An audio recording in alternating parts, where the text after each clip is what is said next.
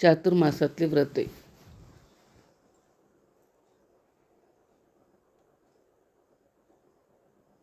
चातुर्मासात स्तोत्रपठण, ग्रंथलेखन सेवा याबरोबरच दानाचे विशेष महत्त्व आहे. याचीच थोडीशी माहिती मी आपल्याला सांगणार आहे.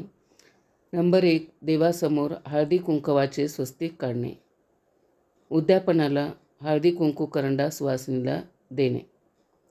नंबर 2, दररोज देवासमोर एक धान्य व दक्षिणा ठेवावी. याला नित्यदान म्हणतात. किंवा दर द्वादशीला देवासमोर धान्य ठेवून सत्पात्रे किंवा मंदिरात दान द्यावे. उद्यापनाला जेवायला बोलवावे किंवा शिदा द्यावा.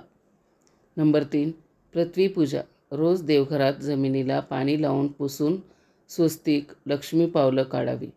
हळदी कुंकू, माळ, वस्त्र वाहून दूध साखर दाखवून ओटी भरावी.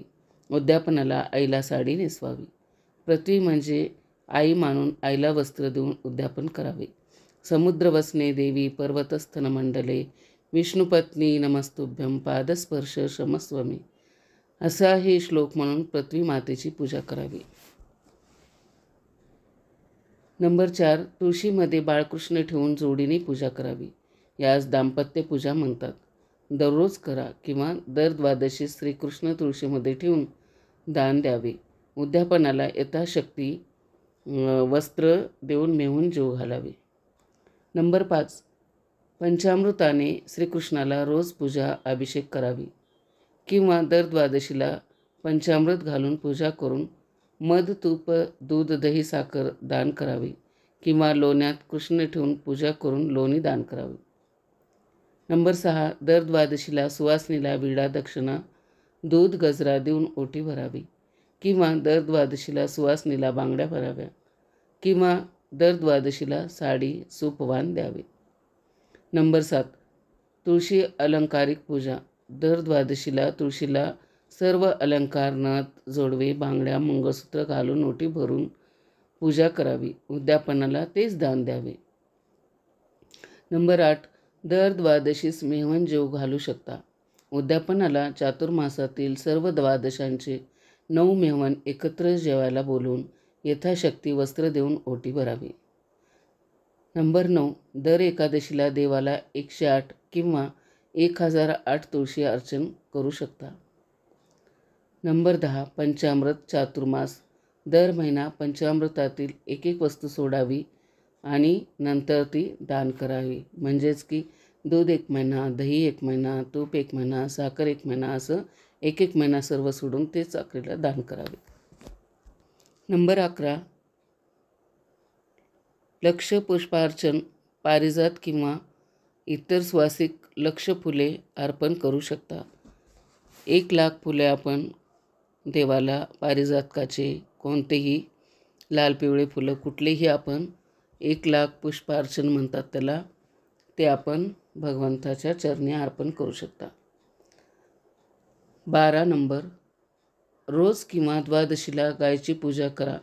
गाय उपलब्ध नसेल तर चांदीच्या गायची करावी. गोग्रास द्यावे. उद्यापनाला यथाशक्ती गोदान करावे. नंबर 13, दर द्वादशीला देवासमोर शिदा काढून ठेवावा व संकल्प करून सत्पात्री द्यावे. नंबर 14, नित्य देवदर्शन. मंदिरात जाऊन दर्शन, प्रदक्षिणा, नियम करू शकता. 15, दीपदान. दररोज तुपाचा दिवा लावायचा. दर द्वादशीला दिवा लावून दीपदान किंवा समई दान करणे. मंदिरात तेल दान देणे. 16, लक्षवाती करणे, लावणे किंवा देणे. लक्ष ओटी भरणे, लक्ष नमस्कार किंवा लक्ष जप करणे असे संकल्प करू शकता. 17, दररोज तुळशीला प्रदक्षिणा 11, 21, 108 असे कितीही आपण घालू शकता. 18, तुळशी पूजा तबकदान. म्हणजेच तुळशी पूजेला ज्या वस्तू नेतो त्या वस्तू दान द्यावे. हे दर द्वादशी किंवा एकदा करू शकता. निरांजन, कलश, करंडा, पूजेची तामण वगैरे काही दान देऊ शकता. 19 नंबर, गुप्तदान. द्वादशीला एका वाटीत तांदूळ ठेवून त्यामध्ये काहीतरी मोती, पोवळे, सोने, चांदी किंवा पैसे लपवून गुप्त ठेवून संकल्प करून देवाला दाखवून दान द्यावे. देणाऱ्याला काय दिले हे सांगू नये. 21, सुवासिनीला साडी किंवा अलंकारादी वस्तू इत्यादी दान करू शकतो. नंबर 22. एका पाटावर गायची म्हणजेच गोपद्म काढावे. ती संतीन गोपद्माची पूजा करून हळद कुंकू व्हावे आणि फूल वाहून दररोज पूजा करावी. तुळशीपुढी किंवा देवापुढे, दारामध्ये कुठेही आपण हे व्रत करू शकतो. नंबर 23. दररोज आपण एका कुमारीची पाय धुवून पूजा करून तिची ओटी भरावी. उद्यापनाला तिला ड्रेस होत नसेल तर ब्लाऊज पीस का होईना घालून ओटी भरावी. नंबर 24. आपल्या घरी जी वाळलेली तुळस असते ती टाकून न देता तिच्या काड्या तयार करून छोट्या छोट्या त्याचं बोड घेऊन त्याचं चंदन उगाळून दररोज विष्णूला किंवा कृष्णाला लावणे. त्याला हरिचंदन असे म्हणतात. नंबर 25. दररोज गणपती बाप्पाची पूजा करून 21 दुर्वाची जुडी वाहून लाल फूल व्हावे आणि गणपतीला मोदकचा नैवेद्य दाखवून दररोज असं 4 महिने करावे. उद्यापनाला ब्राह्मणाला चांदीची दुर्वा आणि शिदा द्यावा. नंबर 26 आहे. दररोज 4 महिने आपल्या पतिराजाचे चरणतीर्थ घेणे आणि उद्यापनाला त्यांना कपडे करणे. नंबर 27. पांडुरंगाला विडा आणि पेढा देणे. विडा पेढा दक्षिणा देणे. उद्यापनाला ब्राह्मणाला दक्षिणा विडा पेढा देऊन नमस्कार करणे. अशा पद्धतीने यातला कुठलाही एक व्रत आपण करू शकतो.